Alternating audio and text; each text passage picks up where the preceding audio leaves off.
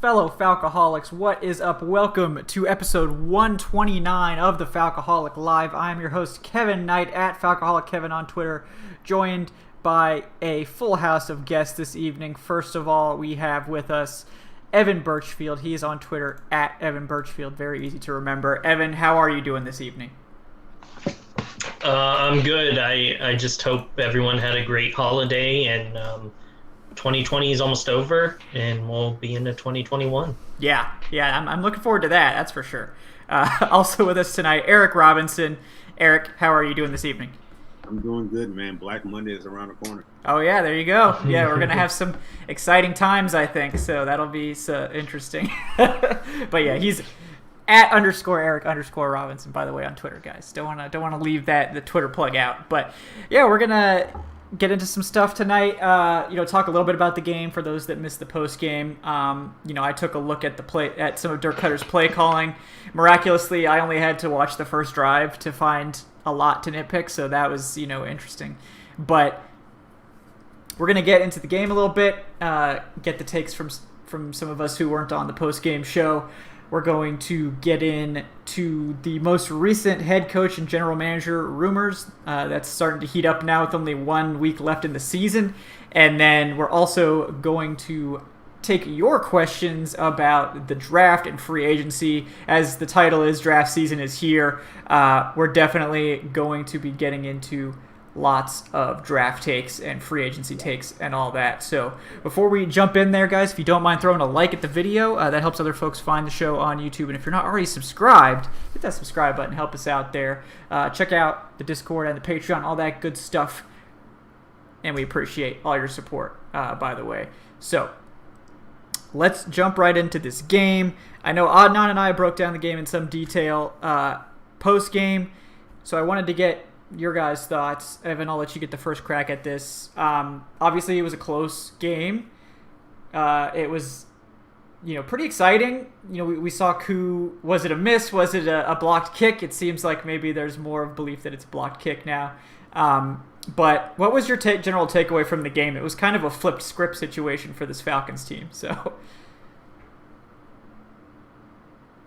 I can't hear you, buddy. You muted? I think he's muted. Yeah. Sorry about that. There you go. I'm trying to get in the habit of muting myself. No, you're good. Yeah. It takes some getting used to. So what I was saying was it was just a weird game in general. Going into it, nobody, was honestly thinking we even had a chance. I was expecting it to be like 40 to maybe 7 by halftime. The Chiefs' offense largely struggled just because the Falcons' defense looked so good. Holding them to 17 points, they've scored this whole season 22 or more points. Pretty much every game is in the 30s, but I think somebody had them at 22. So the Falcons played them the toughest, apparently, that anybody's played them all season. They didn't bench their starters like some people thought they would. Mahomes had 1 interception, but he technically could have had 3. Yeah. Just across the board, their run game, obviously no Clyde Edwards-Helaire, but Le'Veon Bell, 7 carries for 30 yards, and Darrell Williams got in there with 10 carries for 46 yards. So they weren't overall successful on the ground. Travis Kelce is really damn good. I haven't watched a whole lot of Chiefs, obviously, this year, but the times I have, that's been, pretty much Kelce, Tyreek Hill, and then you'll get Hardman or Robinson who kind of factor in. But I don't know. It was weird because it's you go in expecting the Falcons to not be competitive at all, and they really were. If you ignored the records, it looked like 2 competitive teams playing each other. Matt Ryan had a solid day after, hearing probably everything all week. Ito Smith was supposed to be the go-to guy, and he did get the most carries, but he only had 3 more carries than Brian Hill, and I thought he was running pretty well, at least up into the first half. Across the board, the Falcon, Calvin Ridley having 5 receptions for 130 yards. I thought he looked really good when they actually used him. Hayden Hurst, who in some games gets 1 catch, had 5 catches and a touchdown.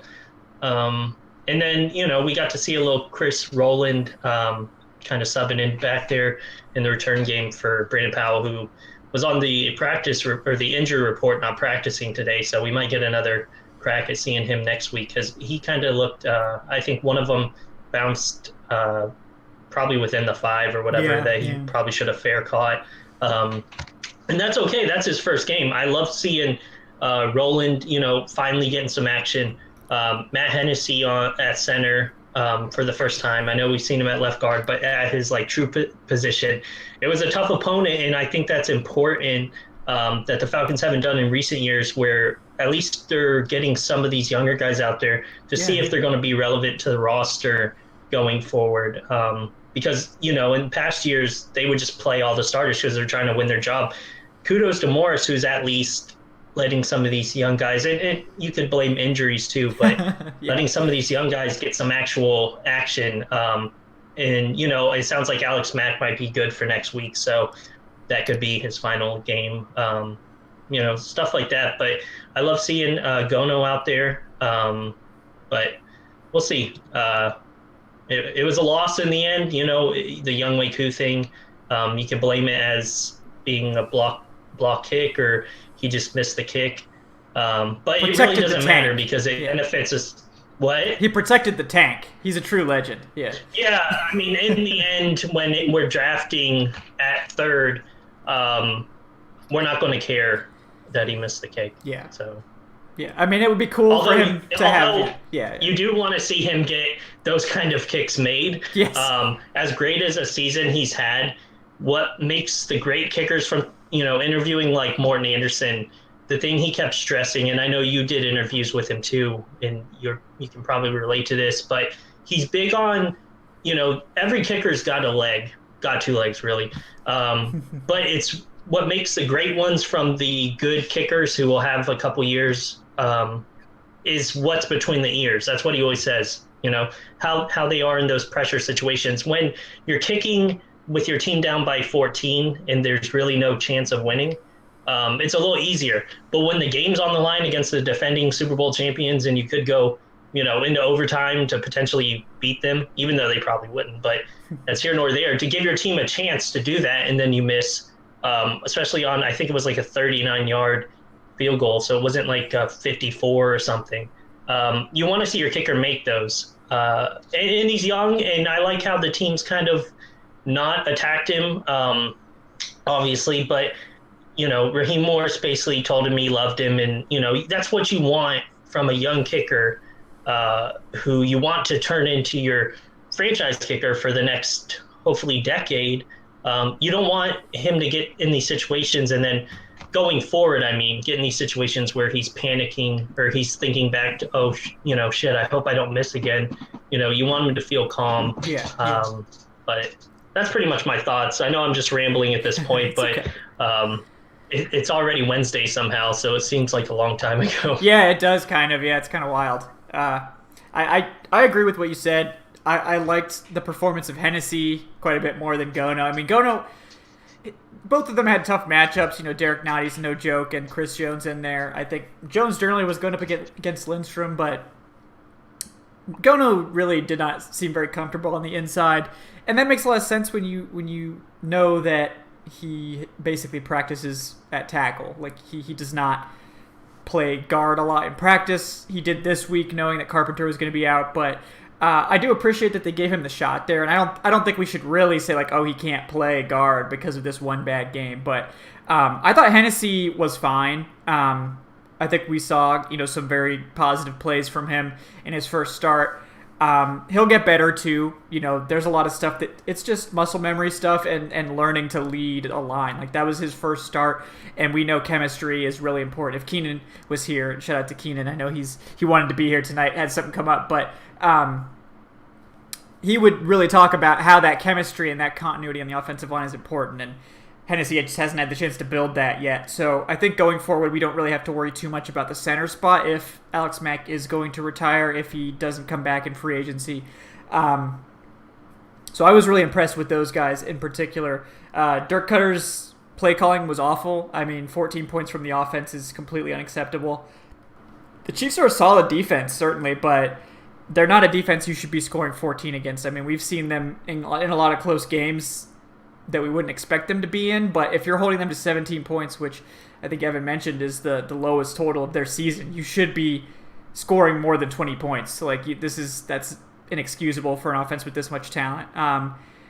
So it annoyed me for sure. Eric, did you have any further takes about this game? So, this was definitely one of those games where, the odds were definitely against them. And if you go back the past several seasons, like go back maybe like 2013, 2014, the Falcons seem to play a game of this caliber literally every year. Yeah, so 49ers last year, right? 49ers last year. Go back to 2015 when they upset the Panthers to stop their undefeated season. Even 2014, they had a late season win against the Cardinals. Now, I think that Cardinals team was like 9-3 or something like that, getting ready to head into the playoffs.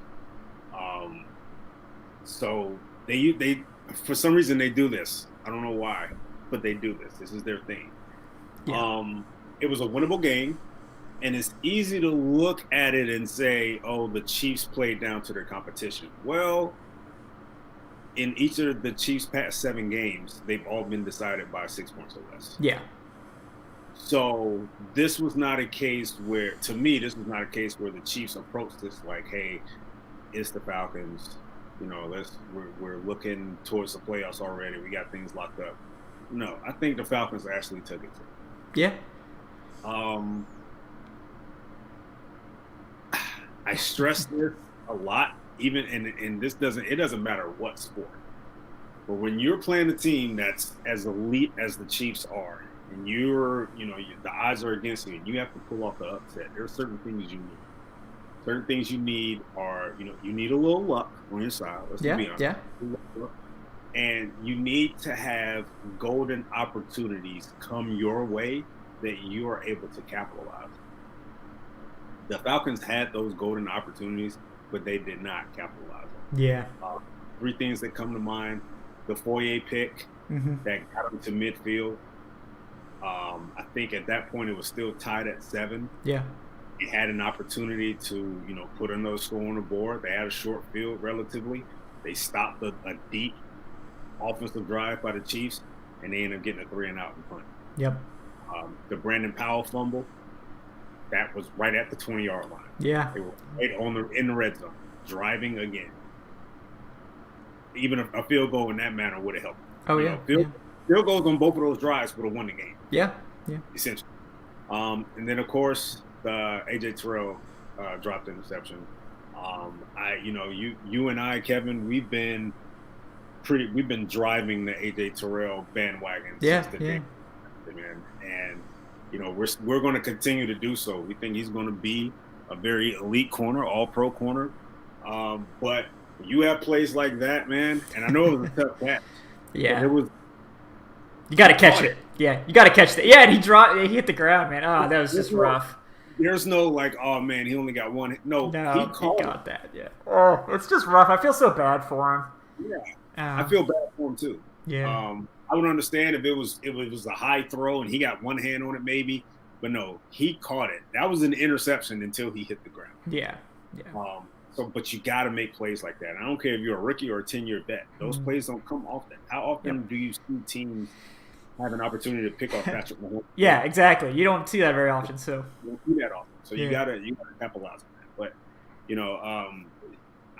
I'm not one of moral victories, but this was a game where the Falcons kind of showed me something a little bit. They were shorthanded, and they took it to the Chiefs, man. They really did. Hats off to Matt Ryan. That guy's awesome. There's still people blaming Matt Ryan for this loss, and I don't know what more you want from your quarterback. Like if you have a quarterback that puts up a stat line like Ryan did in this game and has a 120 passer rating or something, you win games 85% of the time. Your quarterback has a rating like that. There's none of this. Oh, it was garbage time. Oh no, this game was one score the entire game. So get out of here with that nonsense. 300 yards, 2 touchdowns. No turnovers. Yeah. He led them on a 75-yard drive to take the lead with 5 minutes left. Yeah. That was him. It's Cutter, man. As a matter on that drive, he threw for 61 yards on that scoring.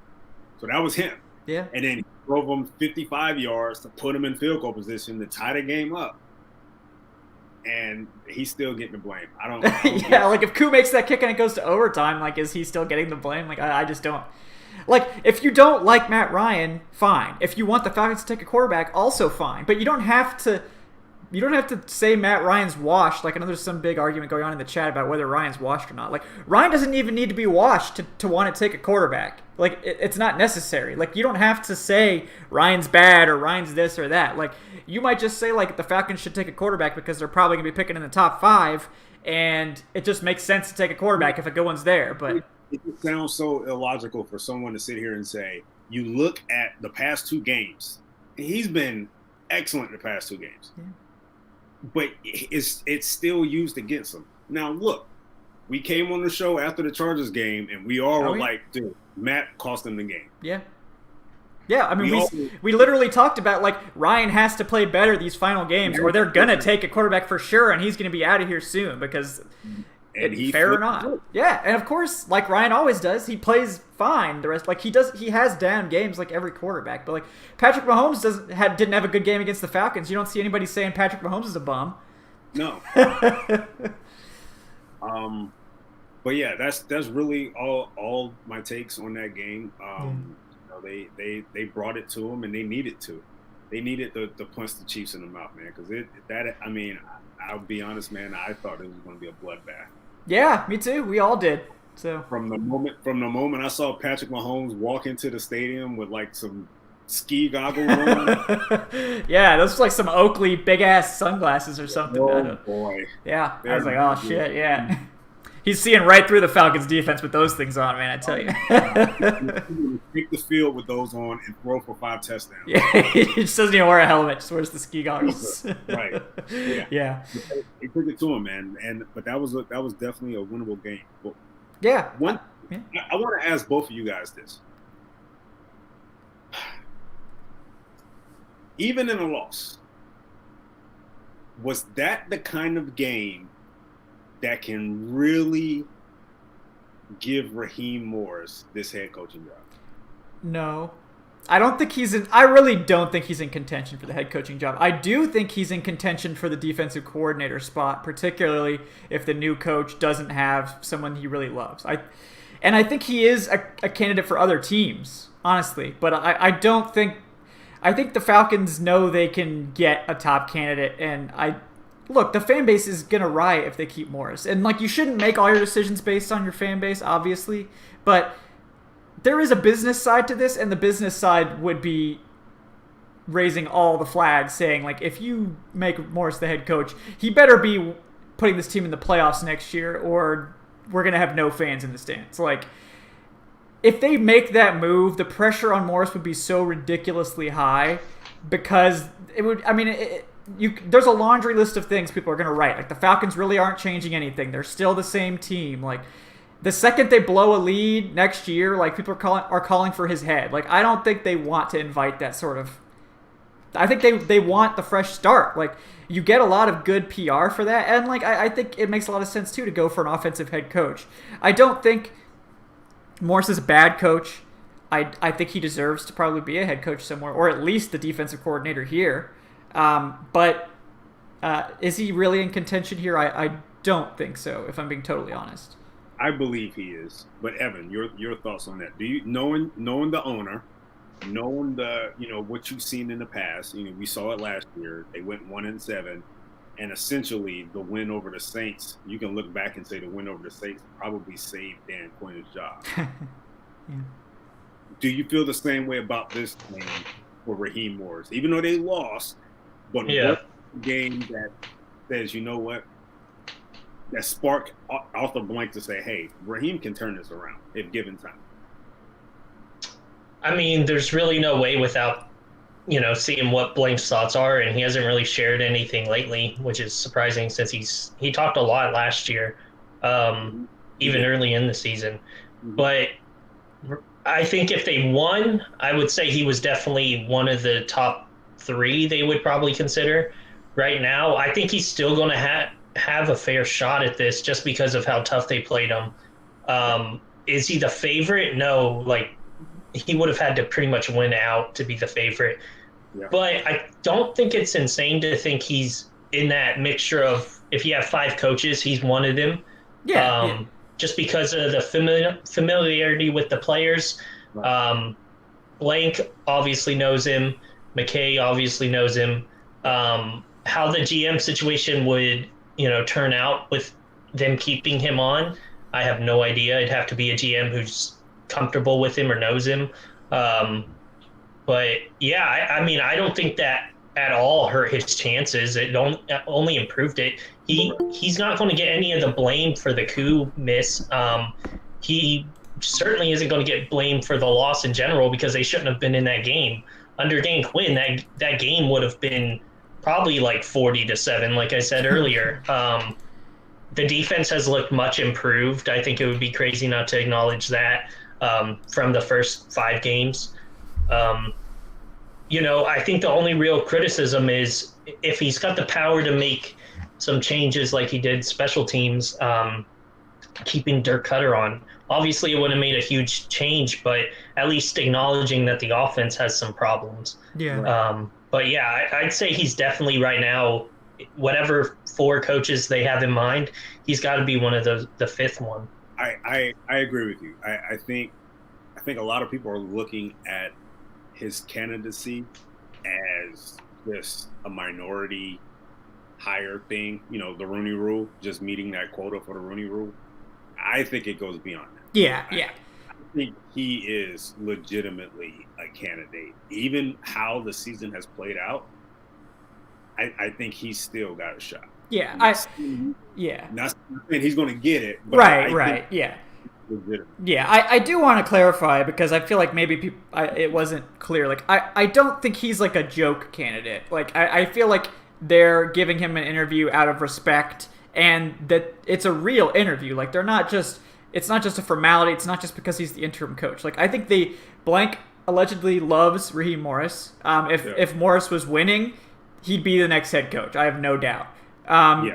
He hasn't been winning, so I think it's going to be really, really difficult for him to get the job. I don't think he should be considered the favorite in any way. I do think he's a serious candidate, though. I guess I want to make sure I made that clear. I don't...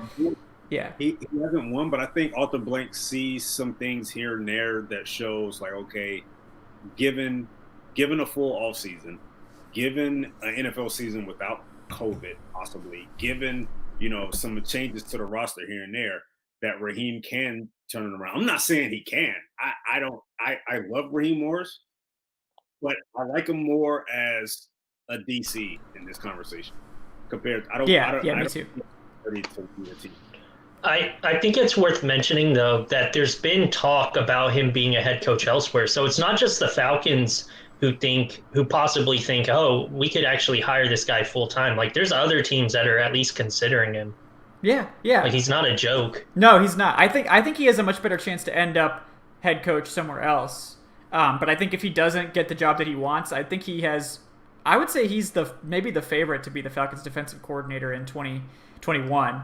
But yeah, I don't think. I think Blank understands, and I hope someone's pounding the table for offense being the head coaching hire, because we know from analytics that offense is much more stable year to year, and if you're losing, like we've seen what happens with Matt Ryan with this offensive coordinator carousel. If they're bad, you have to find a new one. If they're good, they get poached. So you just have to find a way to keep a consistent offense going, and that's something that carries over year to year. That's something that gives your team consistency. Defense does not. Like look at San Francisco this year. Sure, they had injuries, but I mean, they also let one of their best players leave via trade, which was dumb because they were like, "Oh, we don't need him." Okay, yeah, just let one of your. So they made some mistakes, obviously, but analytics tell us and statistics tell us that defense is not likely to be good year to year. I mean, the Patriots and the 49ers were great last year. Neither one's good this year.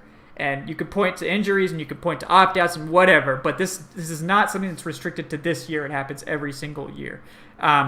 And welcome also to the show, Adnan Ikic at Say Which Way on Twitter. Adnan, did you want to weigh in on Raheem Morris's candidacy for head coach here? Oh, we're coming in hot, huh? Yeah, we're coming in hot. Yeah.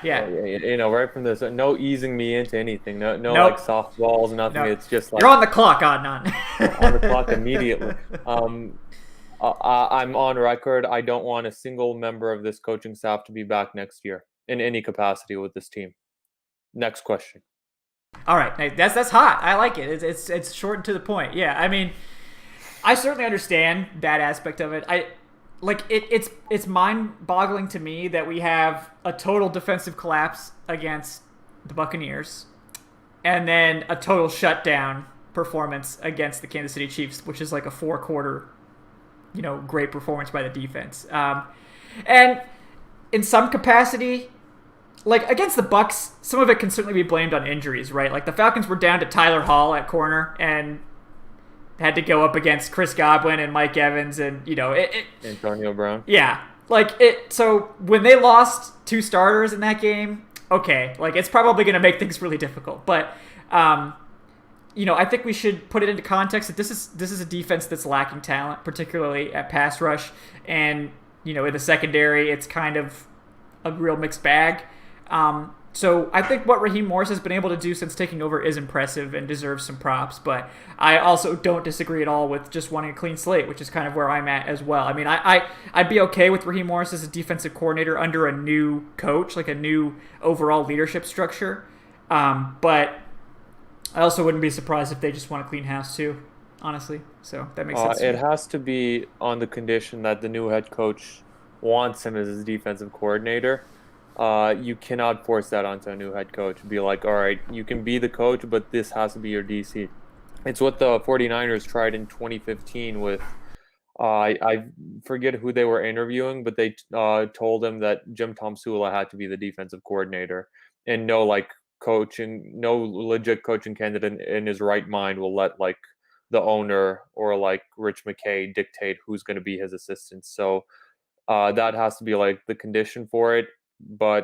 And I'm pretty sure a lot of these head coaching candidates like Brian Daboll, Eric Bieniemy, like they probably have their own guy in mind to plug as DC. Yeah, that makes sense to me too. It really just depends, right? Because I feel like if they don't have a strong preference for DC, they might just want to keep someone around who like is familiar with the team. But if they do, then it's probably going to be a tough sell for Morris and the rest of the staff. But I do think Morris is going to at least be a defensive coordinator somewhere else in 2021. Like I don't think he's going to have to really be wanting for a job. And I think it's likely he'll have head coaching offers. So we'll see. Like everyone's saying like, oh, the Jags are the best opening because they're going to get Trevor Lawrence and all this. But I don't necessarily disagree with that if that's the kind of thing you're going for, if you're going for a big rebuild. But like the Jets, I feel like the Jets have the stink on them. I don't think anyone really wants to go to that franchise, particularly now that they're not guaranteed to have Trevor Lawrence. So like Raheem Morris to the Jets, I don't think that's the wildest thing. Chargers maybe if they part ways with Anthony Lynn, which they should. But, I think there's a lot of jobs that he could be in line for. Just don't think he's the favorite here. Fair enough. Yeah. I think it could be. You could do a lot worse than tying yourself to Trevor Lawrence or Justin Herbert. Yeah. I don't disagree. I think those are both pretty good openings out there. All right, so this has been a great segue into our head coach and GM talk. So let's pivot into the most recent rumor, which was that Terry Fontenot is, a top choice for the Falcons, one of the guys they're really looking at, and that Fontenot, actually, I don't know if it's Fontenot or Fontenoy or what is it, but yeah, I don't know. I think it's French, New Orleans and all that, but he wants Nathaniel Hackett, the Packers offensive coordinator that doesn't call the plays and that ran an extremely run-heavy old-school offense in Jacksonville for several years, to be his head coach. So let's break it down. First of all, do you like Terry? And would you take him if he had to have Nathaniel Hackett? So Evan, I'll let you get the first crack at this one. What's your thought on that pairing? I don't know much about him aside from him being like with the Saints for I think 16 or 17 years, and for that, I have eliminated him from consideration in my mind. I don't want anybody Saints related. I know it's stupid and it doesn't equal like success or anything, but he's been there way too long to have that kind of like hatred for that team, even if it's like something you learn over time. He's just been there for way too long, and this is our biggest rival. I don't know. I don't see them really taking our guys like that, so I don't want to do it to theirs. Right. Yeah, that makes sense. Eric, you got takes on that Fontenot Hackett pairing? So Fontenot, I mean, I'm kind of in the same boat with Evan here. You know, he's as far as experience goes, he has experience, not as a GM, but he has experience as like a director of. I think he's yeah. Mm-hmm. So that, I mean, and he's been in that position or in a sense for an office for nearly 2 decades. So that's considerable. That's considerable experience there. My biggest concern is Hackett. Yeah. I don't know where the love for Nathaniel Hackett came from, but it literally came from nowhere. I don't understand it. You can go and look at his history as an OC. I'm looking at it right now. He had that 1 year with Blake Bortles in 2017. That was it. Yeah, but the next year they were ranked 27th in offense. They were 18th in offense in Green Bay his first year with the Packers. His 2 seasons in Buffalo, 2013 and 2014, they were 19th and 26th overall. Yeah. I'm not getting it. Yeah. No. I hope people are not looking at what we're seeing from Aaron Rodgers and saying, man, Nathaniel Hackett is really, putting some things together in Green Bay. That is purely Aaron Rodgers. Yeah. That's what Peyton Manning gave Adam Gase's career. Yeah. That is purely Aaron Rodgers. Aaron Rodgers would have been doing that regardless. If a dog was calling plays, Aaron Rodgers would still be the lead MVP candidate right now. You know why? Because Aaron Rodgers changes plays, unlike Matt Ryan. That bum, yeah. Aaron Rodgers was an MVP with Mike McCarthy. Enough said. Aaron Rodgers also got a little upset this offseason because they drafted a quarterback who's probably going to be his heir apparent. Yep. So he kind of, just saying, hint, hint, might see an MVP year for Matt Ryan next year. Just saying. Maybe, I don't see the love for Hackett. No, really not at all. This smells like Adam Gase all over again. Yeah, no, I don't understand that literally at all. Like, Hackett is a bizarre candidate. I don't think he has any qualifications for the job. He doesn't call plays for Green Bay. Like, I think it's just like a buddy thing with him and Fontenot. Like, other than like if Fontenot didn't want him, I don't think he would be a serious candidate for the Falcons. I don't know why you would be calling him. Like, what has he done to deserve the job? He runs a really his scheme, which we saw in Jacksonville, is like a super run heavy and then play action off the run type of scheme, which is a dinosaur. Like, it was good in 2017 when that defense was elite and got an absurd number of turnovers for the offense. And it was crap the next year. So, and it's been crap every year since. So, like, I don't think going to this would be like hiring Mike Mularkey to be the new Falcons head coach. Like, going to like an old school scheme when everyone's been screaming for a new school coach. So I personally think if Fontenot says, I want Nathaniel Hackett, you say, okay, we don't want you as GM. Because that to me shows a big lapse in judgment. Yeah, I don't see the love there. I don't get it. I don't get it at all. Yeah. Just smoke and nothing else. Yeah. What about I was trying to see where the connection came from because he's been with the Fontenot's been with the Saints for 16 years. In 2012, he was selected by the club, by I guess the Saints. He attended Stanford Business School, and I see that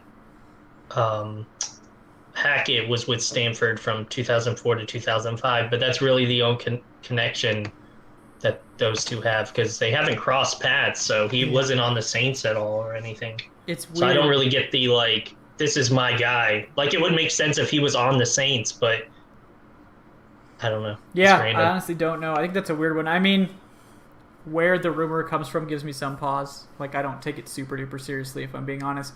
So that's part of it too. But Adnan, did you have any opinions about that pairing? Not only has Fontenot been with the Saints for like 17, 18 years, he's also a Louisiana native. He went to Tulane, so he's like a lifer. New Orleans, probably grew up a Saints fan. So immediately, like, I know it sounds dumb. Oh yeah, like, you know, he's part of the Saints, so, you know, we don't want him. But he's part of the Saints, so we don't want him because, you know, like Evan said, like, you can't develop that hatred for them that, you know, that you need to be in this role with the Atlanta Falcons if you've been around them, if you've like grown up as a fan for the Saints. And then when you pair him with Nathaniel Hackett, then pardon my language, but fuck that shit. Yeah. No interest at all. I don't want Fontenot, period. And now you're trying to like tie him in with another like archaic play caller, as if we haven't seen enough of Dirk Cutter the past like couple years. Imagine going from this like idea of this very fresh, innovative offense to now going back into like dinosaur run, like Malarkey style, exotic smash math. Bro, it's like I would be infuriated with the pairing. So absolutely not. Yep, hard agree there. But yeah, I just I don't get that one at all. Like, I think there's legitimate interest in Fontenot, but if he wants Hackett, then I think that's reason enough not to hire him. So it's just my opinion and everyone else's opinion here. So I see where one thread of the web may actually be tangled here, may actually be in place here a little bit. I see that Fontenot was a part of the organization, part of the Saints organization around the same time that Doug Marrone was offensive coordinator there. So Marrone coached alongside or coached with Hackett the last year in Jacksonville. Yeah, that's true. That may be where, I mean, I guess that may be somewhat like a reference type point. Like, hey, what do you think about this guy?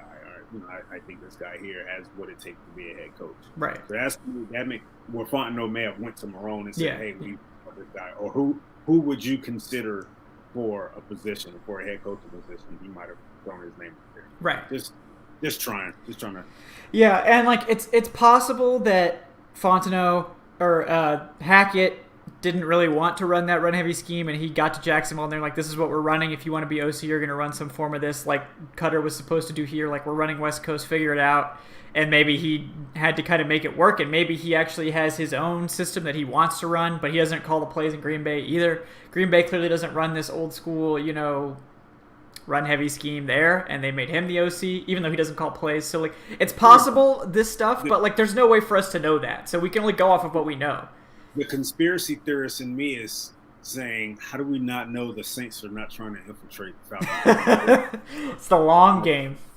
By sending a guy who has almost 20 years of experience with the team so he can be a general manager of the Falcons. How do we know they're not planning something like that? Yeah. Okay, it sounds ridiculous, but if they were, this is the ideal person. This is the ideal person, someone who has those deep-rooted Saints connections, born and raised in Louisiana, and I know we have the tinfoil hat on right now, someone who's like the assistant GM. As soon as he ruins the franchise and, trades the Saints, like, all of our good stuff, he's gonna get an assistant GM spot right back with New Orleans. I think he also went to Tulane as well, didn't he? Yeah, he did. He went to Tulane. The New Orleans guy through and through. Again, he was born and raised in Louisiana. The tinfoil hat is on, man. Yeah. I don't know. It smells fishy. Yeah. It's a little too convenient, Yeah, I would be furious. Yeah.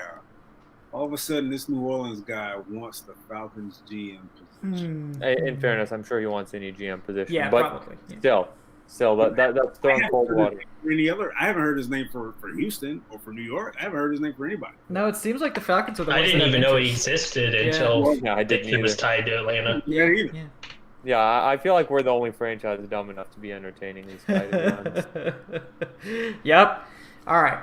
Well, guys, we're going to continue getting into some of these head coaching candidates and then get to some draft stuff here soon, too. Just want to remind folks, if you don't mind, to throw a like at the video. If you're enjoying the show, we appreciate those. It helps other folks find the show on the YouTubes. And if you're not already subscribed, hit that subscribe button. That helps us out a lot as well, and we appreciate that. If you got pressing questions, you just can't manage to go without, you're welcome to donate to the show. We will read any question from your donations. The link to do that, if you type !tip in the chat, you get the link to that. It's also in the show description. I know we have a late donation from last week. We're going to read from the Practical Broker. Came in just a little bit after the show ended, so we'll read that once we get to the draft section. But anyone who's interested, feel free. We will get to those, and we appreciate your support. So, all right. So the other big rumor out there was from Aaron Wilson, who is a big-time plugged-in Houston Texans reporter, and it was on a podcast. And basically, Wilson said that he would put money on, quote-unquote, Rick Smith being the next GM of the Atlanta Falcons. And Wilson has a... What's that? Who said this? Aaron Wilson, the Houston... I think it's the Houston Chronicle beat writer. Yeah. I'm not going to lie, for a second, I confused him with Aaron Freeman. Oh, yeah, Oh, man, he's Aaron connected. Freeman start Yeah. breaking news like that. No. It's It's, bet money on Smith being the Falcons GM. Yeah. And he has a long-term relationship with plugged Smith. Yeah, he's known Smith for like over a decade, and I assume they talk. So I think to me that signals that Smith wants the job, so it's really maybe up to the Falcons at that point. But I know the Falcons have shown a lot of interest in Smith, so what do you guys think about that potential hire of the general manager with Rick Smith? I mean, I wouldn't mind. I mean, of course, everyone knows my top choice is Louis Riddick. But if they don't want, if Riddick is not in the conversation, then I think Smith would be the next best option. I mean, there's really, his tenure in Houston didn't really end on a sour note. I mean, we all know why he had to step away from the organization. It was a respectable decision. Yeah. And he spent some time away from the game, and he had time to get himself together as a man, Mm-hmm. not just a GM, but as a man, as a person. So yeah, I look at see what he did in Houston, and I don't blame him much, if any, for that Texans organization kind of coming up short. Yeah. The past few years, given the amount of talent that they had, I think he'd be a solid choice. Mm-hmm. Yeah, he got them Watt and Deshaun Watson, among others. So Watson, I thought he got him. Probably Hopkins too, right? Yeah. He Got him drafted- Hopkins, Arian Foster as a UDFA, AJ Bouye as a UDFA, Yeah. Will Fuller, who was going off before the PEDs this year, He drafted. Brian Cushing. Did he draft Andre Johnson as well? No, Andre That was Johnson before that, yeah. But yeah, I mean, I like Rick Smith a lot too. I think, I really like Louis Riddick as well. We haven't heard quite as much smoke about. I mean, I think we've heard the Falcons are going to interview him, but I do think. One more. Yeah, go ahead. Yeah. One more big move. He traded for Matt Schaub, who is that franchise's all-time leader in passing yards. So maybe when he comes, maybe we'll finally come to our senses and start Matt Schaub. There's been rumors that Matt Schaub is going to retire soon, so we'll see about that. But that's the true Galaxy break play for this team, is to get Matt Schaub out there for the. Who needs Matt Ryan when you've got Matt Schaub, okay? The better Matt, The better Matt. You know what I mean? Yeah. But yeah, I like Rick Smith a lot. He's probably my second choice right now behind Riddick. He has a lot of experience. I think he's the ideal guy to pair with a first-time head coach. Like if they do go for Bieniemy or Arthur Smith or Joe Brady or someone like that. First-time NFL head coach, I think they would benefit a lot from having that really experienced general manager there to kind of help them navigate their first season as a head coach. I think pairing experience with kind of new blood is really smart. So I do like the double Smith pairing, the Rick Smith, Arthur Smith. Honestly, if I had to put money on a pairing, that right now would be who I would put money on, is those two. I didn't know this. He also has some coaching experience. Rick Smith, really? I didn't know that. He was assistant defensive back coach for the Broncos in the late 90s when he won the Super Bowl. Okay. Versatile. Yeah. That's good. I mean, you don't see that often from GMs. Yeah. Have a coaching pedigree as well. He actually spent 8 years, I'm sorry, as a coach at the collegiate and NFL level before. Okay, yeah. So he's got both sides experience. Yeah. Right. Yeah. Interesting. Yeah. Anybody else have Rick Smith? Yeah, go ahead. Yeah. I'm absolutely with you, Kevin. Like, he would be, you want an experienced GM like that to go along with a first-year head coach, which is what I hope the Falcons will be having next year in the form of either Arthur Smith or Eric Bieniemy. And you know what, the Brian Daboll hype train is just going off in my head right now. Like, I'm like this close to making Daboll my number one preferred. He's been good, man, these last few games. Like, that Buffalo offense is magnificent. He's killing. Yeah. And that's all him. Like Sean McDermott is not.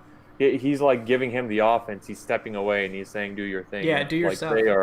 They are like incredible right now. Like, Buffalo, the AFC Championship, which I think is going to be between Buffalo and KC, is going to be magnificent. Yeah, that's going to be a great game for sure. To see what they're doing without a consistent run game makes it even more impressive. Yeah. The fact that they don't even have the run game going the way that they would probably, ideally want. But yeah, Daboll, man, if he's not a coach he's going to be a head coach. Yeah. I would not be surprised at all if he's a top candidate for Atlanta. Like, I think the Falcons are going to bring in Bieniemy, obviously. That's already been reported. I think there's a lot of smoke around Arthur Smith, so I think he's going to get an interview.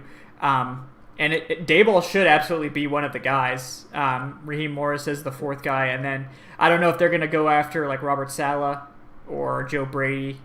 Maybe both. I don't know. But are you guys surprised at this point that they haven't had any other head coaching interviews or anything at this point? I mean, I'm not talking.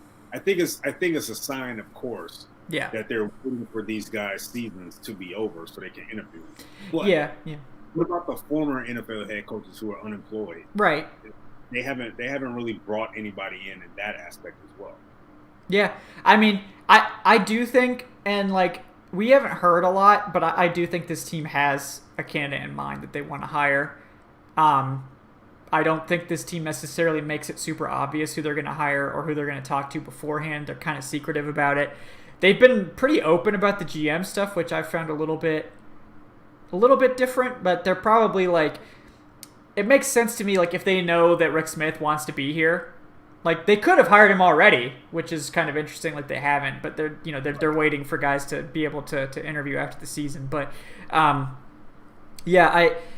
am a little bit surprised that we haven't heard more rumors, but again, it is a little bit, it's before the end of the season. A lot of the guys they want to interview, I guess technically they can now, but I don't think the Falcons are worried about anyone just like bolting. Like, they're really looking at like the top guys, and I don't think any of these top guys are like worried that a team's gonna pull their offer if they don't just like immediately agree to it. Like, Bieniemy's not gonna be like, oh yeah, the Jets call him like, okay, if you don't take, this is an exploding offer, Bieniemy. If you don't take it, he'll be like, okay, bye. Like, no, I'm sure if the Jets call, he'll just hang up either way. But the last time this team jumped the gun and panic hired someone, we ended up with Dirk Cutter as our offensive coordinator. But yeah, it's well, one interesting thing about Daboll, and this doesn't matter at all, but it's just a fascinating way of like how everything is just like comes in a circle. Is Brian Daboll, before he was the Bills head coach or the Bills OC, he was the OC at the University of Alabama. And what ended up giving him that spot was the Falcons hiring Steve Sarkisian from Alabama to be our offensive coordinator after Shanahan left. So that left a vacated spot. Daboll went over there. I still don't know if it's Daboll or Daboll. I'm just going to, we'll figure it out if he becomes our head coach. after spending a couple of years at Alabama, he ends up in Buffalo, and he's really showcased himself like with the Bills. So now he has a chance to come to Atlanta to be the head coach, which is who the Falcons are, who gave him that vacated spot in Alabama to be the OC and to prove himself for the NFL. Yeah. You guys got to keep in mind, this man has coaching experience under Bill Belichick and Nick Saban. So he's got some knowledge when it comes to that aspect. I mean, he's never put on the cap as far as head coach. But Right. to coach under those guys, and he's won championship with both of them.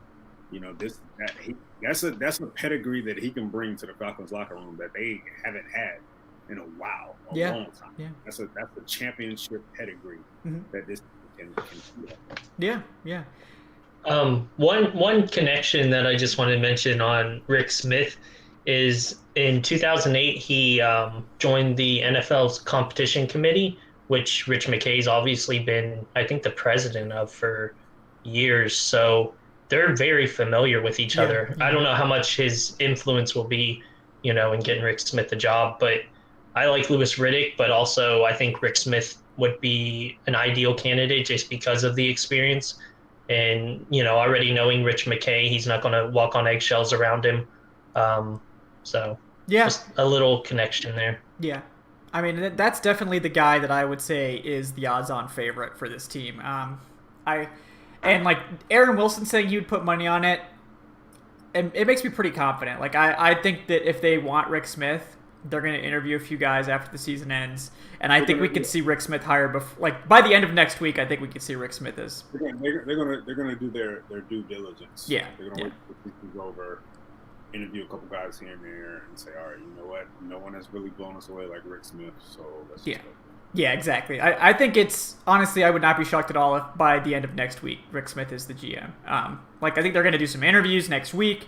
They're going to talk to some guys. They're going to get everyone they want in here. And I think they pretty much know who they want, but it's always good to have these interviews and talk to everyone before you officially make the decision. And I think with the virtual meetings too, they can probably squeeze in, one guy a day and have their 4 or 5 candidates all taken care of by the end of next week. So, they have interviewed Riddick. They have, yeah.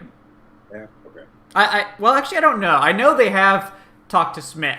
I don't know about Riddick. I know they were interested. Yes, they were interested. I can't recall seeing anything saying that they did actually interview him. I know Detroit did. Jacksonville did. Yeah, Jacksonville did. I don't. The Falcons haven't. As far as I know, it was something private. Yeah. Yeah, I don't think they've officially interviewed him yet, but I know that they will. I suspect we'll see him and Fontenot and Ed Dodds was the other one maybe that we heard. That's why I'm confused. The two teams already interviewed him, right? And if they're interested in him, right. If they're serious about him, I don't know why they haven't talked to him, but waiting for after the season to interview. That could be another sign that they're just pretty in on Rick Smith. I don't know, but we will see. We will see. But yeah, we got a couple donations here. We got George Costanza in here with the $5, brother. Thank you so much for your support. We appreciate you. I remember this. I remember this message. 6 weeks ago, George called Chase Young overhyped. Yeah, I was wrong. Yeah, I remember. We told you maybe to cool off a little bit. So that takes some some strength to be able to admit that when you're wrong, so we appreciate that. George says that Lincoln Riley's still his first choice, but he thinks Dallas is going to offer him more after they fire Mr. Analytics Mike McCarthy. Look, George, I've been trying to pound that drum for a while. That ain't going to happen, buddy. Yeah, I don't think they're interested in college coaches. I was a Lincoln Riley guy last year, and I came to the conclusion, man, they're not even going to sniff his way. No chance. Too young, too collegey. Yeah. So fair or not, that's kind of how it is there. But George also says that he'd prefer Arthur Smith over Bieniemy. He thinks Mahomes could make even Bill O'Brien look brilliant. I mean, I know, Bieniemy, I think, is a really good offensive coordinator. I think he does call the plays. I think they've made it clear that he does. And I think the fact that he's so respected by Andy Reid and by the players on that team makes me think that I don't need to worry about the fact that Mahomes is making him look good. But if you prefer Smith over him because you like Smith's scheme better, I think that's totally fair. Arthur Smith's scheme has been very good. I mean, they struggled in the snow game against Green Bay this week. And that wasn't a great game for him, but we've also seen that team look just incredibly creative. So I don't have a problem with Arthur Smith over Eric Bieniemy if that's your preference, certainly. So we also have a donation from. Well, go ahead, Eric, if you have something to say. I don't like that when it comes to Bieniemy because no one knew how good Patrick Mahomes was going to be. Yeah. And I think the pairing was ideal to have an up-and-coming play caller along with a guy like Patrick Mahomes, and it just meshed that well. I can understand if Eric Bieniemy came onto the team late after Mahomes was already good, but no one knew how good he was going to be. So to sit here and say that Mahomes' play is elevating his status as a play caller, I think that's a little unfair, man. Yeah, it is. It's like you don't punish the guy for having a great quarterback. Like that's not fair to him. Punish him for having a bad offense with a great quarterback, a la Dirk Cutter, but don't do it the other way around. I agree there. So we got a couple other donations. Now that are we ready to pivot to some draft talk here? Or do you guys have any more takes about? Yeah, you guys ready for some draft talk? All right. So from draft season, it has, but I got to get the clickbait titles in here, Eric. You got to put draft in the title. It's a big deal. From Sunday we have the Practical Broker with a $5. So brother, we appreciate you. Don't know if you're tuning in tonight, but your dono came in after the show closed, so I apologize about that. But we appreciate the money and we appreciate your support, seriously. So hope you're listening. But he says if we stay at number 3 or number 4, come on Carolina, because Carolina hadn't won the game yet. What could we reasonably get to trade back? Several spots. A shit ton. Well, it depends. Yeah, I mean, it depends on how far. Like he said, 3, 5, or 7 spots. I mean, if you're trading out of the top 10 from 3 or 4, you're getting a future first plus probably a second or third. I think even if you go back like 5 spots, the price is probably going to be like a first rounder. Yeah. Because going from 3 or from 4 to 9 isn't the same as going from 24 to 29. Yeah, that's true. Like I remember it was literally, I think a 9 to 4 trade was the Bills moving up for Sammy Watkins like years and years ago, and they had to give up a first rounder next year to go get him. Mm-hmm. So I think if we're trading back, I think minimum we should, like first round pick. Yeah, unless we're going back like a spot. Right, that minimum for me is a first and second. I mean, I'm not super interested in trade. I mean, maybe you could talk me into like trading down to like 7 or something. If they're at 4 and like it's like I don't know who would be at 7, but like Denver is picking at 7 or 8 or something. The Falcons are at 4, and they want to trade up for a quarterback. Like, give me your first. I'll take your first next year. I would take your first next year. I mean, I would like if a team had 2 seconds this year, I might consider that too if they were like decent seconds. Right. But yeah, I mean I think that's where you start though. Like I think you want at least a second. Yeah. And if you're talking going trading back out of the top 10 period just to have a conversation with me, I need a first and a second for next year at the very least. Mm-hmm. We can talk about picks this year, but I need at least a first and second for next year. Yeah. So I agree with you there. I mean, I think the Falcons are looking for a future first if they're going to make some sort of move like that. And that would be them kind of saying that they're not taking a quarterback, or they're hoping. Like, if they trade out of the top 10, they're not getting one of these top guys. So they're saying that they're going to try to just roll with Ryan, which is fine. But that has to be the move. It's either you take a quarterback or you trade down. I don't think you stand pat and take anything other than a quarterback if they're still picking at like 3 or 4 after this week. That's my take on that. But we also have Michael Zirk with the $1. Brother, thank you. We appreciate your support. So he says, I have to be straight. If the Falcons are going to draft a quarterback, which I don't really like, sorry, Adnan. He says it needs to be Zach Wilson. Other than Trevor Lawrence, he is the most complete package. Extremely accurate, top tier, pocket mobility, decent arm, no ego. I mean, there are certainly some that would tell you that Zach Wilson is QB2 now. Zach Wilson's had an excellent season, so that helps him gain ground on someone like Trey Lance, who I think would clearly have. I think if Trey Lance played a full season, he'd probably be ahead of Zach Wilson. But look, he didn't get to play a whole season, and now he's been out of football for a whole year. We only got to see one, solid game from him, but not spectacular.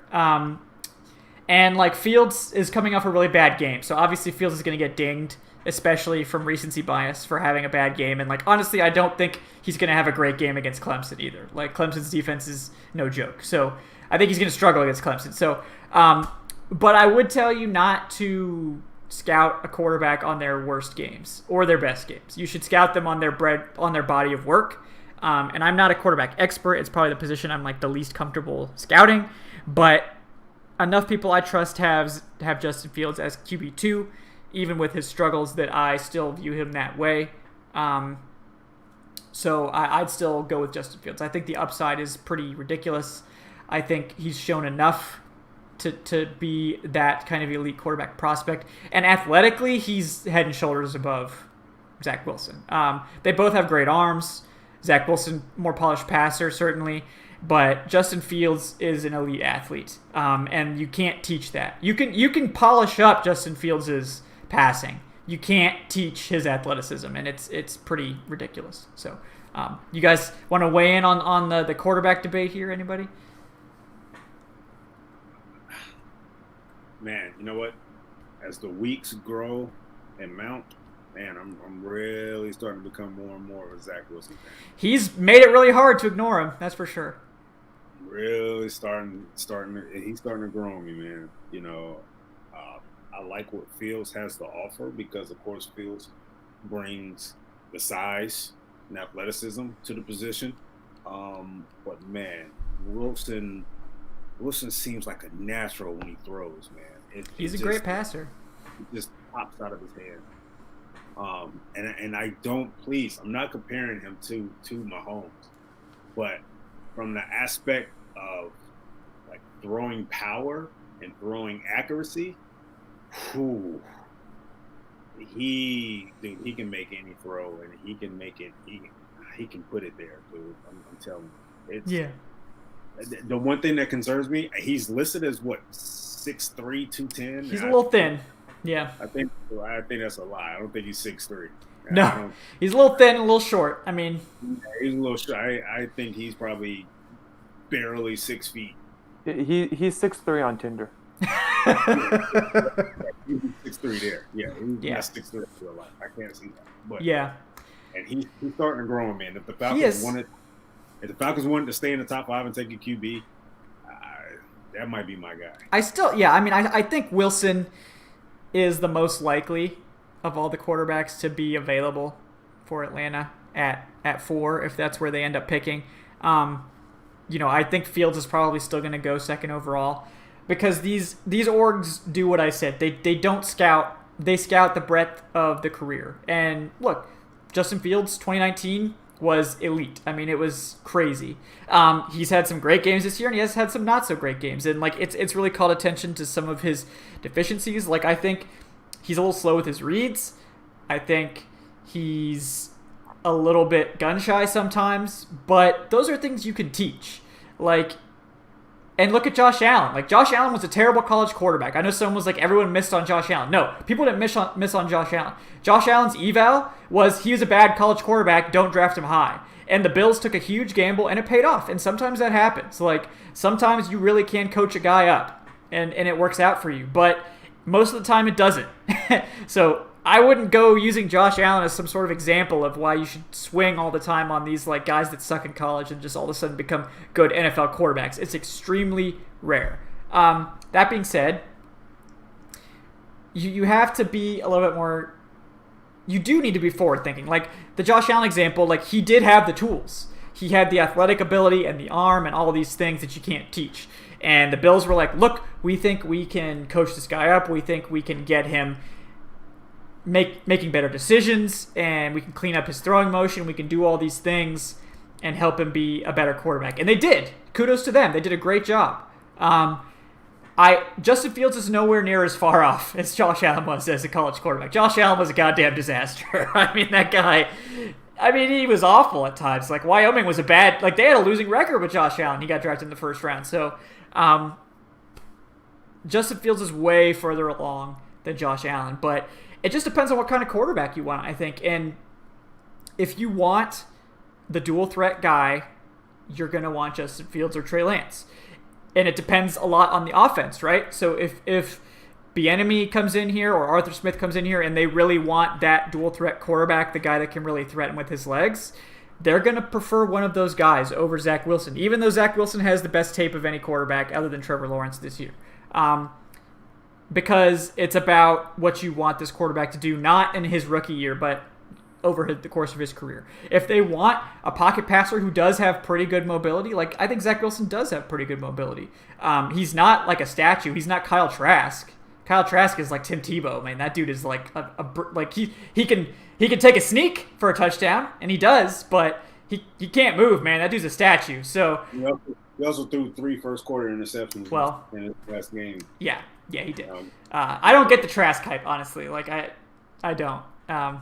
But but more as a developmental guy. Like, yeah, I think he's a backup, or like a. I don't know. I like him if he has to sit for 2 years. Yeah, I like him. Yeah, but you don't take that in the first round. But yeah, I mean, so like if you like Zach Wilson, great. I think he makes a lot of sense for a lot of schemes. He's a more polished passer. But I think if with the knowledge that you're going to be sitting a Justin Fields or a Trey Lance for at least a year before they have to play, I think the scales do tip a little bit more towards these guys that have this incredible athletic talent. And Trey Lance is a better passer than people give him credit for. I know his level of competition wasn't great, but there's a lot to like from his film in terms of the things that he does and the way he makes his reads. But I think Zach Wilson will appeal a lot to teams that want to get the quarterback in the game immediately. That want him to start from year one.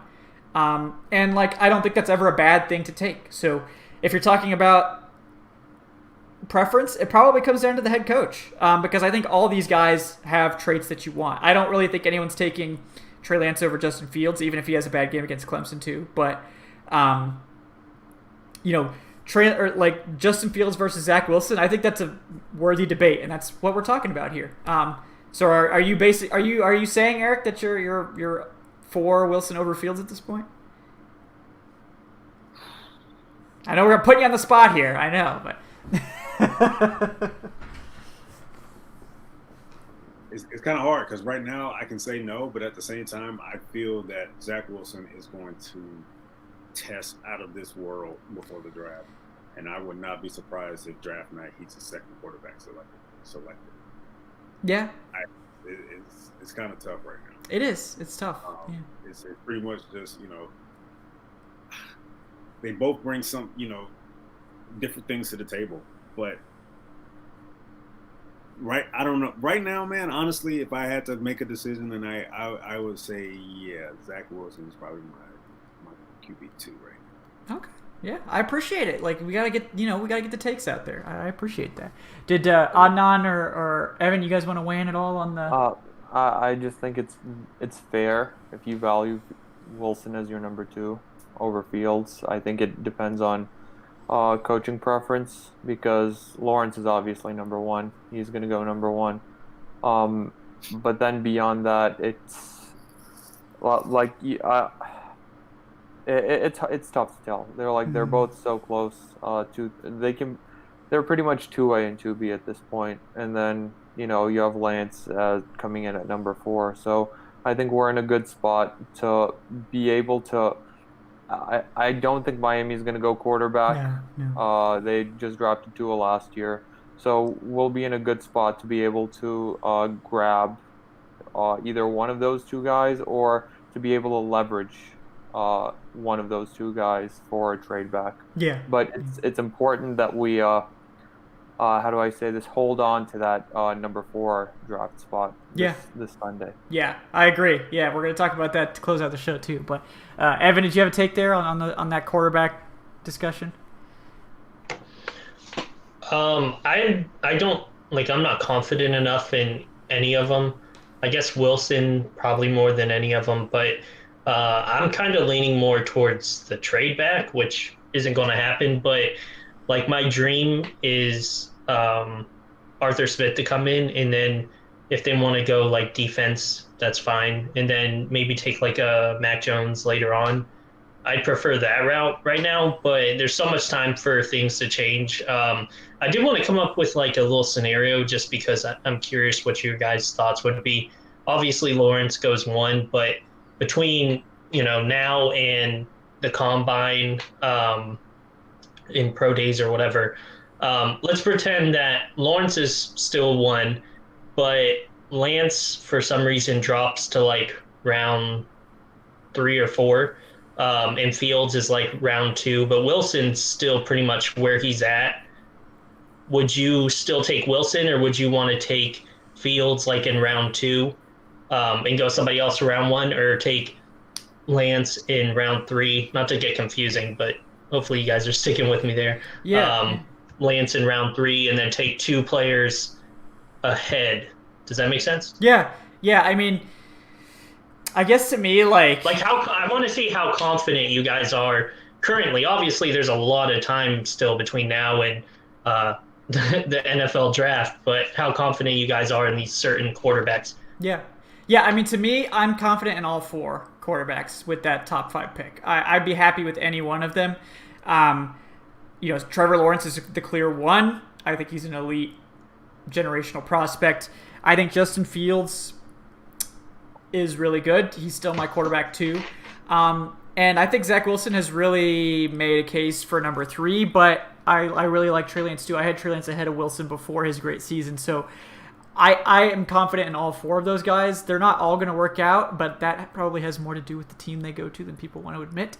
I think they're all quality quarterbacks that would be franchise guys in Atlanta. So I'd be happy with all of them in round 1. Now, if I could get them later, and like if I thought I could reasonably get one of them in the second round, yeah, sure. But yeah, I'm the same. Like, if you're giving me Fields in round 2 or Wilson in round 1, then yeah, I'm going Fields round 2. But it's not as simple as that, because I think it depends on the coaching staff, and also like if the coach, like in the GM, like they know, they're like, Wilson is our guy, then you go get him. Yeah, like, you go get your guy. If Wilson is there and he's your guy, you take him, you pull the trigger on him. And, that'll depend on the combine. That'll depend on, who the new head coach is, what they think of Zach Wilson, how he tests out, like the interview process as well. Stuff that, we can't know what's like in their heads and like evaluating these guys. So, it all depends on like, it's like that terrible movie Draft Day. What is it, Vernon Mack, No Matter What, like when he just like wrote it down on like on the like piece of paper. So it's like, if it's Wilson, it's like Zach Wilson, no matter what, go get him. Yeah. Awful movie, by the way, very dramatized. That shit would never happen in real life. No, it's crazy. Do you have a take on that one, Eric? I actually like Draft Day. I'm sorry. Oh, it's okay. Yeah, it was a good drama movie. It's just like, as a football fan, like having watched and covered so many drafts, I'm over here like, oh, this like, is ridiculous. Are you kidding me? Yeah, like, there's no. Oh yeah, this like. This young GM is panicking because this quarterback is falling down like the draft boards. Like, come on. A GM is not going to pick a quarterback because his teammates didn't go to his birthday. Look, I'm going to do what's best for the team. Okay. I'm sorry, this is off topic. Can we just talk about like just his mom on like the busiest day of the year just decides to make a stand like on that day and like bring everyone out onto the field. Like, you couldn't have waited a week. Right. Yeah. Weird. Very weird. I mean, the movie's like, it's like a decent like movie if you know nothing about the draft. If you know about the draft, you're just going to be yelling at your screen. It's going to be like that meme from Once Upon a Time in Hollywood where he's just like, oh, look at, he's just pointing at the screen. Yeah. So, yeah. The thing that bothered me the most was the owner who wanted to go out with the jersey. Like, no owners go out on the stage with a jersey to like hand to their new player. Yeah. Like, it's just the commissioner. Yep. Yeah. I guess the only accurate thing in that movie was the fact that Costner didn't have. He had no clue who he was going to take. Yeah. Even They definitely know. Yeah. more accurate If you don't know going into draft night, like what are you doing? Yeah. The day of the draft. Yeah, GMs actually do wake up the day of the draft. I'm like, all right, who the hell am I going to take? Yeah, that's not great. Yeah. Also, one more thing, like if the owner is telling you're gonna take this guy, and he to the point where he's like making him a custom jersey, like that guy is getting taken. That guy's like the owner. There is no GM who's just gonna like go rogue. Be like, yeah. No, like go rogue. Yeah. Like you said, like that doesn't happen. No, it's usually the other way around. It's like you are taking Dwayne Haskins, and you're gonna like it. That's what happened with Washington. So the worst part is we never actually find out in this fictional NFL world, like if he was a genius or it'd be like watching the Lord of the Rings, and they get to the end with the ring, and then it just ends. And then it's like, ends. well, it's like, oh, okay, maybe the journey was worth it. Tune in next time. That's what I want to know. Like it turns out he was a Pro Football Hall of Fame quarterback, played for 20 years. Yeah, and he ended up drafting Jadeveon Clowney. Like really? Like wait a minute, hold on. That happened. He passed up a Hall of Fame quarterback for. Oh man, that sucks. Yeah. Anyway. Yeah. Going back to Evan's question, yeah, I have confidence in all 4 of these guys. I think all 4 of these guys are going to be probably selected in top 12 at worst. There are, of course, you had Trevor Lawrence. He's as about of a sure bet as Andrew Luck was. Yeah. When it comes to Wilson, I think he has the potential to be a really, really good quarterback. And I don't want to compare him to Mahomes, but I see certain traits here and there of Mahomes. I think he can have that type of impact where he can come in and he can be that type of passer. Fields needs some seasoning, let's be honest.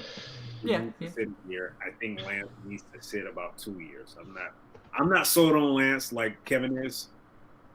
I think a lot of people are really putting in too much stock in what he did last year. What he had like 38 touchdowns and no interceptions. Yeah, I mean, I don't think that's going to happen again, but he could throw 10 interceptions and that would still be a good season. So. Right. Yeah, but I think people are putting too much value in that season. Like, come on, man, it was a crazy season, but yeah.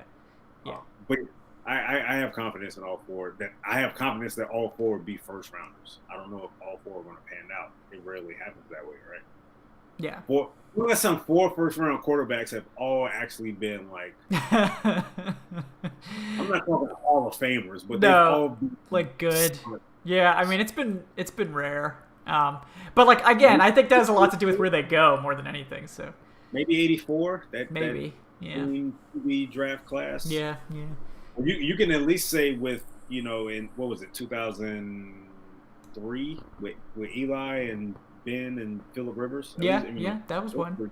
Yeah, it just doesn't happen that often. So, but yeah. All right, so we got some donations and questions here to get before we close out the show. So George Costanza with another $5, brother. Show benefactor George Costanza, thank you so much for your support. So he says, if the Jets take Zach Wilson or Justin Fields, Atlanta can get a king's ransom in the Sewell sweepstakes. We would get a first and a second, plus an additional first next year. Sewell looks like Chris Samuels. Otherwise, take Jamar Chase. Winky face. I am on the Jamar Chase type train, yeah. But no, it depends on if Miami picks in front of us. But you're gonna get a sweet. You're gonna get like a lot either way because it's gonna be Sewell or the remaining between Fields and Wilson. Yeah, so you're gonna get a lot either way. Yeah. Somebody tell me on Sewell, man. I don't see it. I mean, I think he's really good, but I mean, I don't see him as a prospect for the Falcons. Like, see how it works out for the Falcons. No, I mean, it would be more that like the Bengals want to trade up for him or something. You'd be a franchise guy. Yeah. But how does it work out for the Falcons? I personally don't get it at all for the Falcons. I mean, I think McGarry's been fine. I think Jake Matthews is very good. So I don't agree with taking a guard in the top 5 unless it's Quentin Nelson. I mean, you're probably moving like Jake Matthews, or it has to be Jake Matthews to guard because Caleb McGarry can't play guard. He's 6'7". He's never played guard. I know. It would be dumb. Yeah. Yeah. Matthews is 6'6". Like I don't understand. Yeah, Like, it doesn't make a lot of sense. In fairness, it's I don't think George is saying for us to take Sewell. I think he's saying for us to trade he's back saying for us to with trade the back. team. Yeah. Who wants Sewell. Yeah, so like the Bengals at 6 would be an obvious one, but there's a lot of teams that would be really interested in getting Sewell. There are some that are starting to build that hype up a little bit. Yeah. About Sewell. I don't get it. I don't get it either, but it's to me, and man, this is a perfect time for Keenan to be on the show. Right, yeah. Not every offensive tackle can convert to guard. No, look at Matt Gono. I mean, I'm not saying he can't ever do it, but like they tried to just switch him to guard this week, and like especially if you've never played it. Yeah. Matthews has never played guard. He Yeah. played right tackle for 3 years at Texas A&M. Then he moved to left tackle his last year. He's never played guard. Yeah. Same with McGarry. I don't understand. Yeah, I don't get it either, to be honest with you.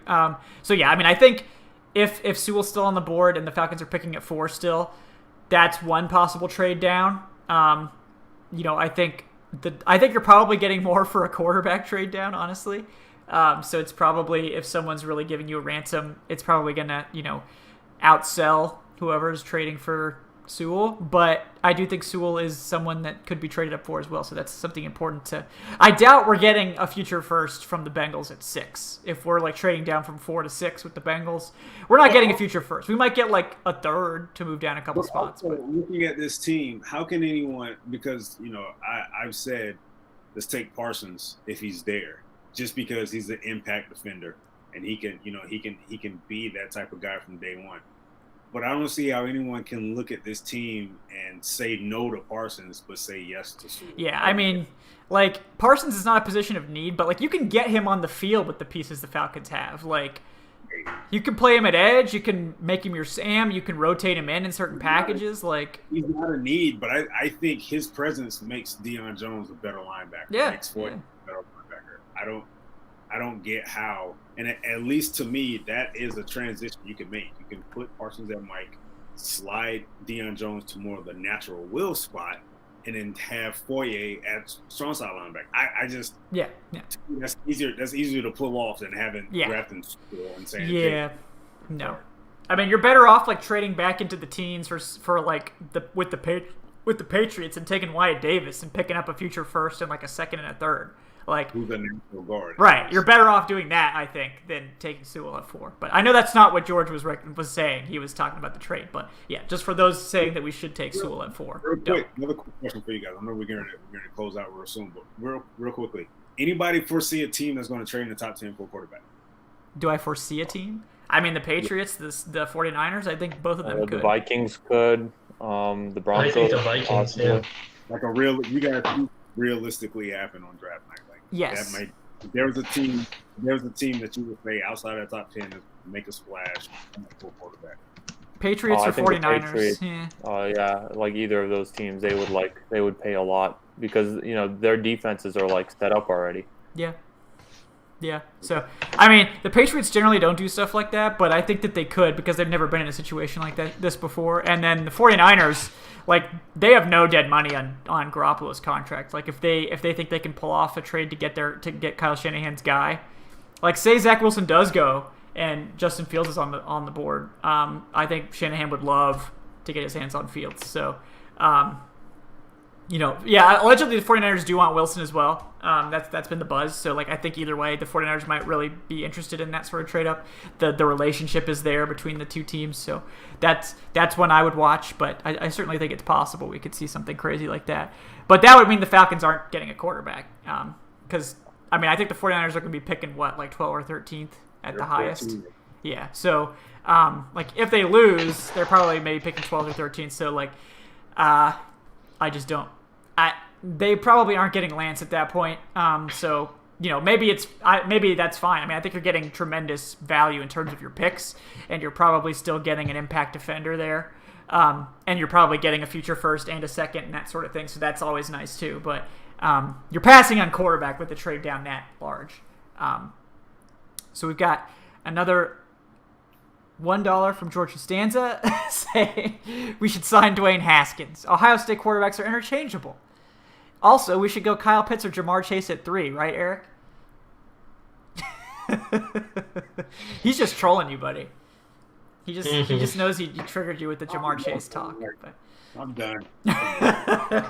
He's signing off. Like, I'd rather have Pitts, but like not at 3, maybe at like 8. If we end up winning, which would be really stupid. Someone did come to me on Twitter about that last week, about taking Pitts, and they were serious about taking Pitts with the first-round pick. I mean, maybe after a trade down into the teens. Not even a trade down. Are you serious? It depends on who's on the board. I mean, say like Pay and Rousseau and Farley and Surtain are all gone. Obviously, Parsons is gone. I'll have that conversation. No, I'm just kidding. It would be really hard. It would be really hard to make that work. We also have a question from Srikar Durgam. Pretty cool name. $5. Thank you, brother. We appreciate your support. So he says, "Hi, great show. I'm an analytics student and avid Falcons fan. Recently, I discovered football analytics. I'm looking for a suggestion for something we can look at from the Falcons' perspective. It would be awesome to get some ideas from you guys. Thanks." Okay, so I would recommend you go look at Ben Baldwin's stuff on Twitter. He's at Ben B. Baldwin, I think, is his Twitter handle. He is the guy I look at for all my analytics stuff. He's one of the leaders in that field. He does write stuff about all teams, so that's where I would start if you're getting into football analytics. He's good at explaining it and breaking it down. Just watch what Derek Cutter does and do the opposite. Yeah, I mean, we've done some articles about it on the site, thefalcoholic.com, so you can check out some of our work there. So yeah, I would start with Ben B. Baldwin. That's the guy I would look at first of all. I don't know if you guys have any other stuff you'd recommend for him. I usually, for my stuff, I usually go to Football Outsiders. Yeah. FO is good too. Mm-hmm. Yeah, that's my main site that I go to get analytic stuff. PFF is good, but of course, if you don't want to pay a subscription. Yeah, and I think some people take issue with their grades. Like, don't use them as like gospel. Use them as like one measure, and you'll be a lot happier. So. They're good, but like they're not perfect. So sometimes they don't grade guys right. It's fine, but use them as one measure to evaluate players, not the only measure. So, but yeah, guys, we're over an hour and a half, so we're gonna go ahead and start wrapping up. Thank you. I know there's a bunch of questions we missed. I apologize. We had to get those draft day takes off. So. I apologize, but we got a long off season. We're going to get to all your draft questions going forward, and also, guys, we are going to be doing our first exclusive patron Q&A in January, probably like mid-January. So if you're interested, if you have a lot of draft questions, it's like a 30-minute show where we're going to just take our patrons' questions the whole show. So if you got burning questions, sign up for the Patreon, get in there, and we will answer all your questions for 30 minutes, guys. So if that's something you're really interested in, we encourage you to do that. Maybe you just want to support us too. That's fine. You can also look at the Patreon for that. You can follow the show at Falcoholic Live on Twitter. We're closing in on 1,000 followers. We need like 30 more. So if you guys want to help me out and just make me feel better, help us out there. But otherwise, guys, we're going to give our folks a chance to plug their stuff before we sign off. So, Evan Birchfield, first of all, at Evan Birchfield on Twitter. Evan, anything you're working on you want to let the people know about? Just read all of our great content at thefalcoholic.com. I do the daily injury reports. And you can follow me on Twitter at Evan Birchfield, and appreciate you all watching us this year. This is the final show of 2020, so hopefully you're safe celebrating the new year, and hopefully it's a great year for everybody. Yeah, definitely, guys. Certainly do appreciate you. Also with us tonight, Eric Robinson. He is on Twitter at _Eric_Robinson. Eric, anything you're working on you would like to plug? Be on the lookout this week for my Week 17 preview for the season finale against the Bucks, and also I will definitely be working on my first mock draft that will probably drop sometime next week as well. Be on the lookout for that. Like Evan said, man, just head over to the Falcoholic. It's the one-stop shop for everything. Yep. Yeah, we got all kinds of tremendous content going on there. I think Adnan had to leave. Adnan, are you there? Yeah, I think Yeah, I think Adnan had to he go. left. Yeah, so I will shout out Adnan for him. He is on Twitter at Say Which Way, our resident Matt Ryan hater. Yeah, Adnan's got awesome stuff coming out. I know he's got some articles coming this week. I forget, he does a couple of weekly columns. Then he has his own stuff that he comes out with too. So look for his stuff on the site, and like I said, on Twitter at Say Which Way. And I am Kevin Knight at Falcoholic Kevin. You guys can check out my Week 17 mock draft. That's going to be coming out tomorrow on the site. You can check out our other great video content here on our YouTube channel. I just did one breaking down Dirk Cutter's very bad, no good, awful game against the Chiefs. Literally the first drive. I was like, okay, I'm going to have to watch, a little bit. I'm going to pick some plays out. No, I was like, oh, this first drive. All right, that literally has everything I want to talk about in this one first opening drive. So yeah, check that out. That if you liked the Dirk Cutter slander, I know you guys do. So check that out. But otherwise, guys, like Evan said, this is the last show of 2020. It's been a great year. We really appreciate everyone for tuning in. I think the YouTube channel had about 1,200 followers or so before the season, and we have 2,200 closing in on now after just one season. So 1,000 of you have joined us in the past few months. So we just really appreciate that support. Those of you that donate, those of you that have joined the Patreon, those of you that just come in and chat every single show and watch us. We appreciate all of you guys. It's been a really great year for the show. Outside of the show, it's been pretty shitty. But, at least the show's been good. So we have that. And we're just looking forward to another fun off season with you guys. We're going to have, with the viewership that we have, we usually go down to one show every other week in the off season. But look, if you guys want one show a week, we will consider doing, one show a week if you guys are going to tune in. So let us know if that's what you want. I'm going to keep doing video content. I know Eric wants to get in on some of these film reviews, and I think I'm honing in on a way to make that happen. So we'll try to get that going as well. We'll be doing some draft stuff, prospect stuff, all kinds of fun things this offseason. So there's going to be stuff there. So thank you again, guys. We will see you on Sunday for the final post-game show of the season. We didn't talk about the game, but, I'm picking the Falcons to win. Oh, yeah. I'm picking the Falcons to win against the Bucks. I know we forgot something. Yeah, but no one cares. No one even asked about the game. No one cares, but I'm picking the Falcons in this game because whenever I pick them, they always lose. So it's the kiss of death. So I'm protecting the tank by having confidence in the Falcons. So I'm doing my part, but it'll be an interesting game. We'll see if the Falcons can pull off an upset, or if we're going to be picking fourth or third come the draft. But I know some people were saying the Falcons could fall as far as 11th. 10th is the absolute floor, and in reality, the real floor is probably 9th. And in more likely reality, it's probably like 7 or 8, because some of those teams that are 5 and 10 are going to win. Like almost every team picking behind the Falcons has a winnable game this week. So some of those teams are probably going to win.